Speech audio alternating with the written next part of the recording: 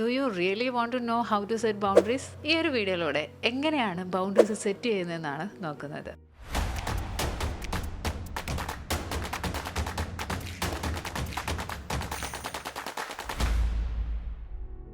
First one is speak clearly. അതായത് clarity നമ്മൾ എപ്പോഴും കൊടുക്കണം. നമുക്കിപ്പം ഒരു സ്ഥലം ഒരാൾ നമ്മുടെ അടുത്ത് എന്തെങ്കിലും ഒരു കാര്യം ചെയ്യാൻ പറയുകയാണ്, അല്ലെങ്കിൽ നമുക്ക് അത് ചെയ്യണമെന്നില്ല, നമ്മൾ ബൗണ്ടറീസ് സെറ്റ് ചെയ്യാൻ പോവുകയാണ്. ആ ടൈമിൽ നമ്മൾ നോ പറയണം. ആ നോ പറയുന്നതിന് നമ്മൾ നല്ലൊരു ക്ലാരിഫിക്കേഷനോട് കൂടി ക്ലിയർ ആയിട്ട് അത് പറയണം. ഇപ്പോൾ ഇതിന് വേണ്ടിയിട്ടുള്ള ടൈമില്ല, ഈ ടൈം ഞാൻ ഇന്നതാണ് ചെയ്യാൻ പോകുന്നത് എന്നുള്ളത് നമ്മൾ അവരെ ക്ലിയർ ആയിട്ട് അറിയിക്കുക എന്നുള്ളതാണ്. എപ്പോഴും ക്ലാരിറ്റി കൊടുക്കുന്ന സമയത്ത് പല ആൾക്കാരും തിരികെ നമ്മുടെ അടുത്തൊന്നും പറയാറില്ല. ക്ലാരിറ്റി ഇല്ലാതെ ഒരു വേഗ് ആൻസറാണ് നമ്മൾ കൊടുക്കുന്നതെങ്കിൽ വീണ്ടും വീണ്ടും അവർ നമ്മുടെ അടുത്ത് സംസാരിച്ചുകൊണ്ടിരിക്കുക, എന്താണ് ഏതാണ് എന്ന് ചെയ്യും. ക്ലിയർ ആയിട്ടാണ് നമ്മുടെ ഒരു ഡിസിഷൻ ആണെങ്കിൽ പോലും നമ്മൾ സംസാരിക്കുന്നത് വളരെ ക്ലിയർ ആണെങ്കിൽ തിരികെ ഒരു ചോദ്യം ഉണ്ടാവില്ല.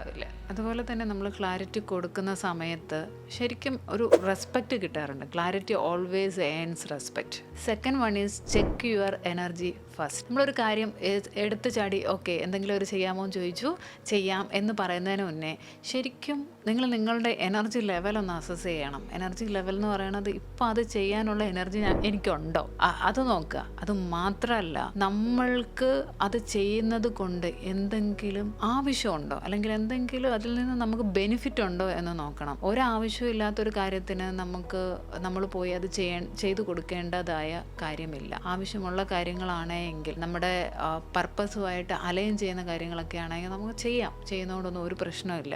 പക്ഷെ നമ്മളുടെ ടൈമും നമ്മളുടെ എനർജിയും കളഞ്ഞിട്ട് നമ്മളൊരു കാര്യം പോയിട്ട് ചെയ്യേണ്ടതില്ല. നിങ്ങൾക്ക് ഇഷ്ടമില്ലാത്തൊരു കാര്യമാണ് നടക്കുന്നതെങ്കിൽ നിങ്ങൾ നോ പറയാൻ തന്നെ പഠിക്കണം. ഓക്കെ, ഇല്ല ഇപ്പം പറ്റില്ല കേട്ടോ, അത് ചെയ്യാൻ പറ്റില്ല എന്നുള്ളത് നമ്മൾ ഓപ്പണായിട്ട് സംസാരിക്കണം. Third one is say no without apologies. നമ്മൾ പല ആൾക്കാരും നോ പറയുന്നത് എന്തോ വലിയ തെറ്റായിട്ടാണ് കാണുന്നത്. നമ്മൾ ആ തെറ്റായി കാണുന്നത് മേ ബി നമ്മൾ വളർന്നു വന്ന കണ്ടീഷനിങ് കൊണ്ടും കാര്യങ്ങൾ കൊണ്ടും നോ പറയാൻ പാടില്ല, ആരെന്ത് പറഞ്ഞാലും ചെയ്തു കൊടുക്കണം, അങ്ങനെയൊക്കെ പറഞ്ഞിട്ടാണ് നമ്മളെ വളർത്തുന്നത്. അതുകൊണ്ട് തന്നെ നമുക്കത് നോ പറയാൻ ഭയങ്കര ബുദ്ധിമുട്ടാണ്, എസ്പെഷ്യലി ലവ്ഡ് വൺസിൻ്റെ അടുത്ത്. അപ്പോൾ നമ്മൾ മനസ്സിലാക്കേണ്ടത് അവരാണോ നിങ്ങൾക്ക് ഇമ്പോർട്ടൻ്റ് അതോ നമ്മൾ തന്നെയാണോ? സെൽഫ് കെയറിൻ്റെ അല്ലെങ്കിൽ സെൽഫ് ലവിൻ്റെ ഒരു ഇമ്പോർട്ടൻ്റ് ആയിട്ടുള്ളൊരു കാര്യമാണ് സെറ്റിംഗ് ബൗണ്ടറീസ്. നമുക്ക് നമ്മളെ തന്നെ ഇഷ്ടമാണെങ്കിൽ നമ്മളുടെ ടൈമും നമ്മളുടെ എനർജിയും മറ്റൊരാൾ യൂട്ടിലൈസ് ചെയ്യാൻ നിങ്ങൾ സമ്മതിക്കരുത്. ഓക്കെ, ഈ 3 കാര്യങ്ങളാണ് നമ്മൾ മെയിൻലി നോക്കേണ്ടത്.